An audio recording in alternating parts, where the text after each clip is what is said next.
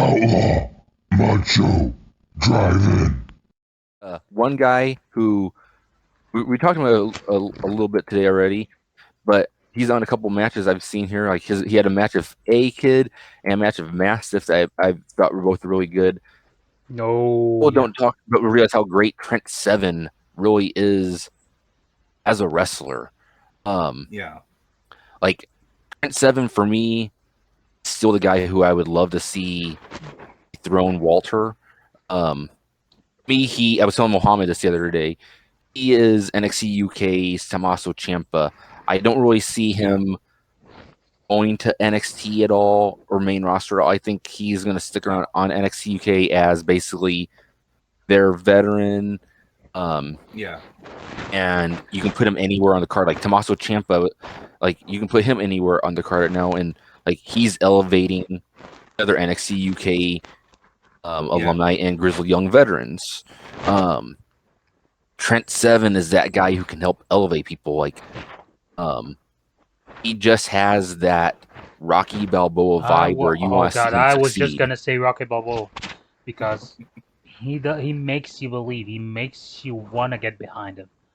Trent Seven is like him, and a little unpack. Like guys, I used to get ICW back here. That's how I knew Kayla Ray and Piper and Evan. Oh, cool. And what got me hooked on ICW was actually Trent Seven chasing Wolfgang for the ICW championship.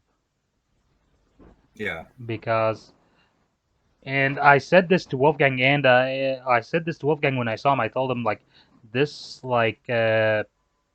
this program you guys had just held me there, because you had Severn who was against all odds, going against matches that he had no business being in there, and actually Wolfgang beat him. Like they had a steel cage match. And Severn is beating up Wolfgang, and Wolfgang just fell to the ground outside, and he won the match. And it was like another 4 or 5 months until Severn got another shot and then won it. But you're like, this whole time, you're behind Trent. You're like, I want Trent to win. Yeah. And you know what? The other thing with Trent Seven, I'm just going to say this. I honestly think Trent Seven might have the best hair in the business. His hair looks awesome when he wrestles. Like he is majestic. It looks it's it a lion's silky. It's a lion's mane.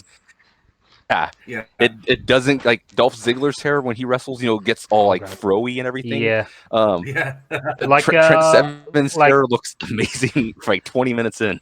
Yeah. No, it's like a lion's mane, honestly. Like I remember, like we said this like the last time we wrestled after the match.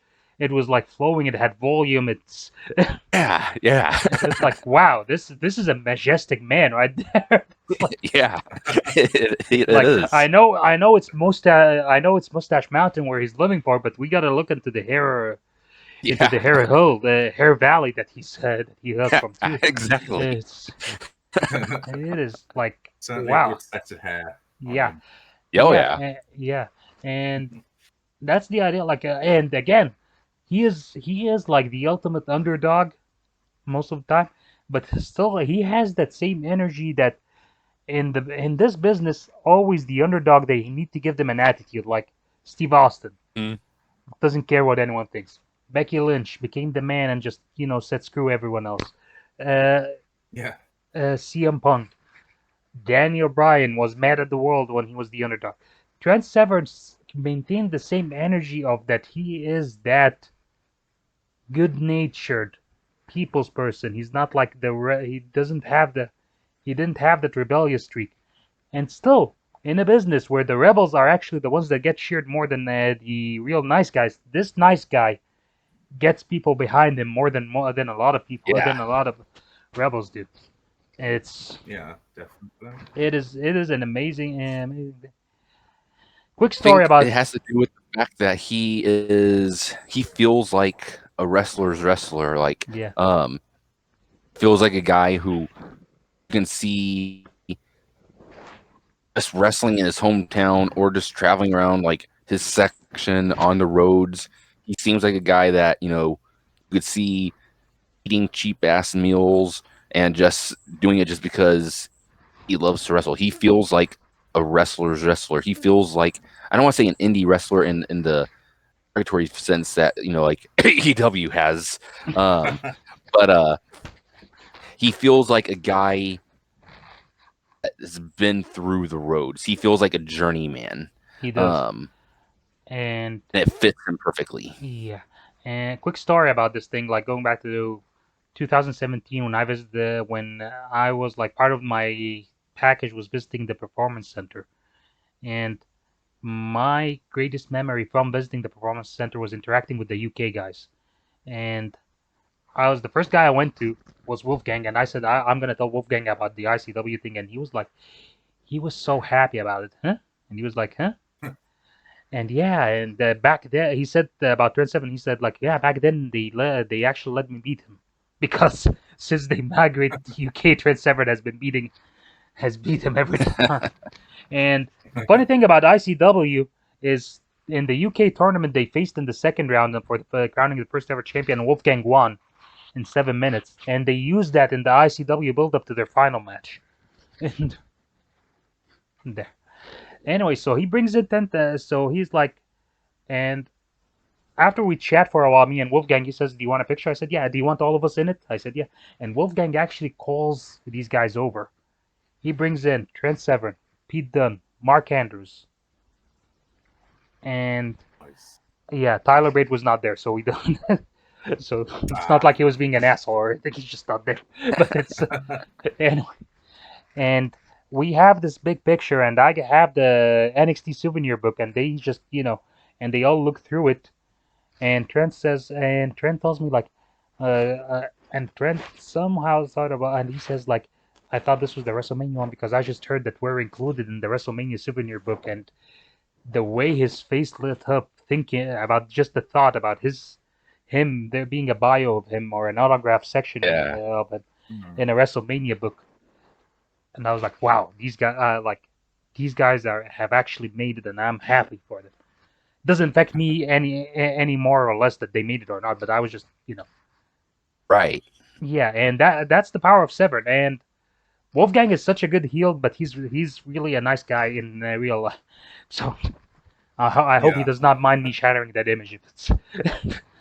Well, even like a lot of times, like when they do show him backstage as like a baby face, they almost have Gallus almost like teddy bears, where they're just like they seem like they're the people who are intimidated to walk up to, but they're just gonna just like they're goofs. Shit, yeah, they're just gonna like mock you until you walk away, but they're not gonna like jump you or anything. They're just gonna be guys that like to prank with people. Yeah, they're gonna miss people that way. Yeah, they're just gonna roast you while you're there with them, like strangers. Yeah. Which it seems very them. It seems like it's them being themselves.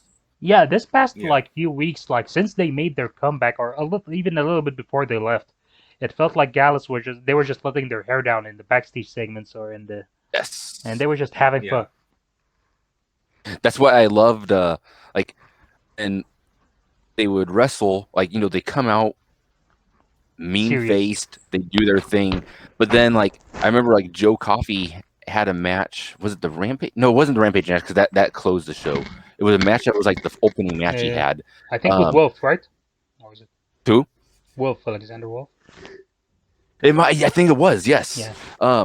He won the match, and he goes backstage. He cuts a serious promo, but then he opens the door, and Gallus is in there with like beer cans are spraying everywhere, like celebrating, like like a huge like sporting event and everything. Like their team won, and he just hops in and starts jumping down. That's where you get the hooligan vibe off of them. Exactly. Yeah. Thank you for joining us on the Outlaw Mudshow Drive-In. If you liked that video, please click like and subscribe to our channel for more content from the Drive-In. For full episodes of our podcast, you may look us up on Anchor, Spotify, or wherever your favorite podcasts are available. Just search for Outlaw Mudshow Drive-In. And if it's not too much trouble, would you help us out here? Spread the word, share.